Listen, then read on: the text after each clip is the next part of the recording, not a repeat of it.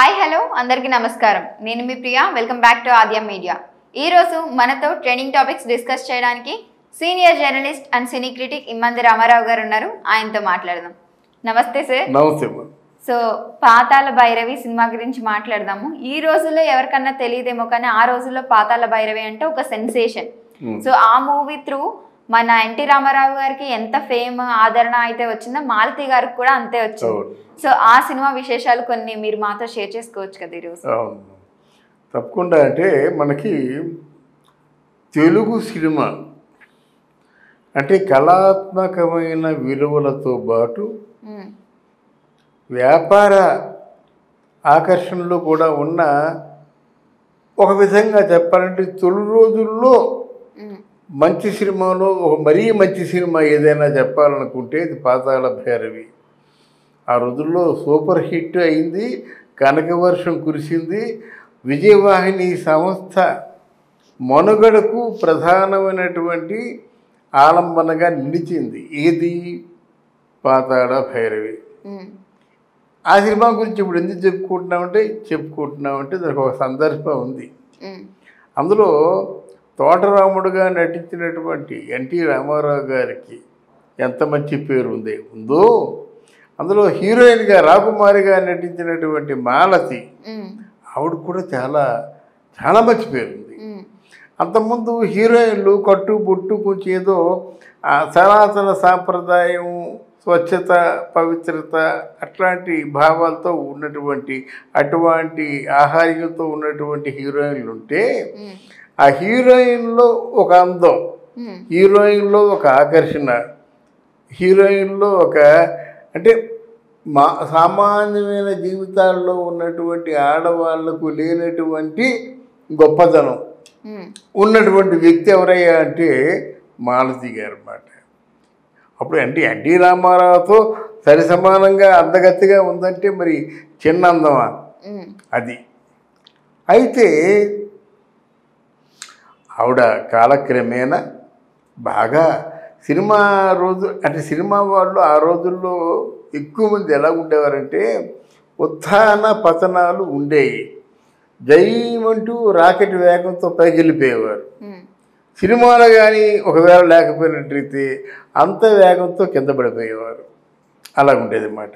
తర్వాత falls prestige ఒకటి.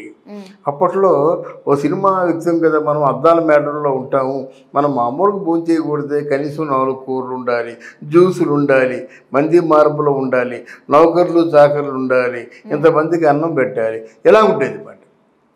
అటువంటి అంటే అలవాట్లు పడినటువంటి హీరోయిన్లు సినిమాలు తగ్గేసరికి బంగారం కరగదీయడము, ఆస్తులు కరగదీయడము, ప్రెస్టేజీ కదా, ఫాల్స్ ప్రెస్టేజ్ అన్నమాట. అమ్మ అంత పెద్ద హీరోయిన్ 10,000 మీరు ఇవ్వకపోతే ఎలాగవుతుంది మా పెళ్ళికి అంటారు. కానీ ఆ 10,000 ఉన్నాయో లేవు వాళ్ళకి ఏమి తెలుస్తుంది, వాళ్ళకి తెలియదు.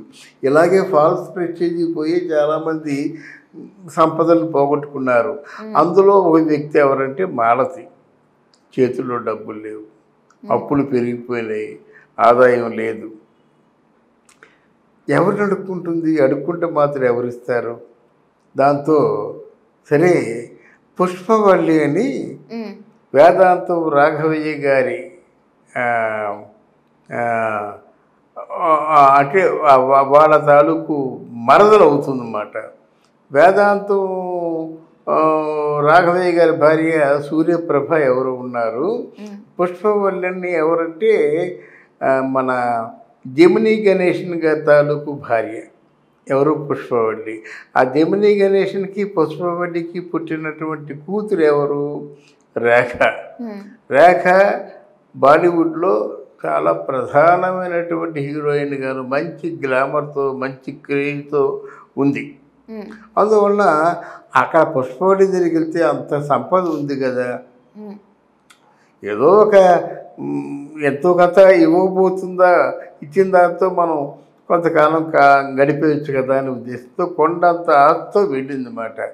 దాందే ఉంది. తప్పకుండా నేను అమ్మాయి వస్తుంది కదా, వచ్చిన తర్వాత అడుగుతాను, నీ తప్పకుండా అంత బతుకావు, నువ్వు నా సహాయం కోసం రావడమును, నీకు సహాయం చేయగట్టు పంపిస్తానని నేను అని ఆ మాట ఈ మాట చెప్పుకుంటున్నారు. అయితే వీళ్ళు అనుకున్నంతలో రేఖ వచ్చిందన్నమాట. అయితే ఎప్పుడు సరదాగా అమ్మ కూచిలాగా ఉన్నటువంటి రేఖ ఆ రోజు షూటింగ్లో ఏ ప్రాబ్లం వచ్చిందో ఏమిటో చికాగ్గా వచ్చేసి అలాగా ఆ బ్యాగ్ విసిరేసి రోజు రోజుకి కూడా మితిమీరిపోతున్న జనాలు మంచిగా తావు లేకుండా పోయింది. ప్రతి ఒక్కరు కూడా మంచితనాన్ని నడుసుగా తీసుకుంటున్నారని ఎవరికో సంబంధించినటువంటి మాటల్ని మాట్లాడుతూ చికాకు పడుతుందన్నమాట. ఈవిడనుకుంది మాలతి గారు ఇది విషయం ఫోన్లో చెప్పుంటుంది, ఇప్పుడు గిల్టీ ఫీలింగ్ ఉంటుంది కదా, ఈవిడ ఫీలింగ్ ఏంటంటే విషయం ఫోన్లో చెప్పుంటుంది, తనను డైరెక్ట్గా చెప్పడం ఇష్టం లేక ఇలా మాట్లాడుతుంది అనుకొని అలాగా పాప ఎందుకు వచ్చానరా అని పరిపరి విధాలుగా ఆలోచిస్తుంటే ఇంతలో ఈ మన పుష్పవల్లి గారు మామూలుగా అన్నం అది వడ్డిద్దాం భోజనం వడ్డిద్దామని వంటగదిలోకి వెళ్ళేసరికి ఈలోగా దారి చేసుకొని వెళ్ళిపోయింది. ఎవరు? మన మాలతి గారు అన్నమాట. వచ్చిన తర్వాత అమ్మ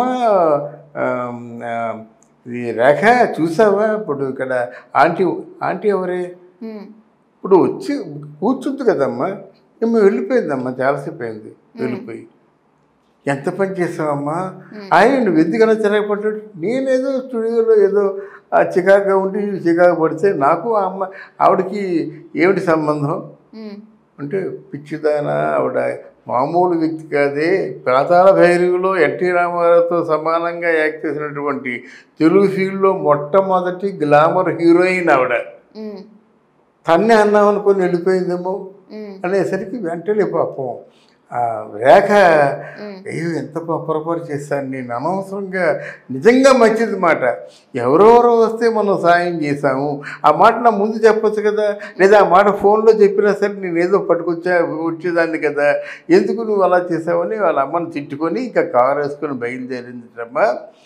బాంబే పురవీధుల్లో ఒక్క వీధి కాకుండా మొత్తం వీధులు బీచ్ అంతా రాత్రి 10 గంటల వరకు వెతుక్కుంటూ తిరుగుతూనే ఉందట.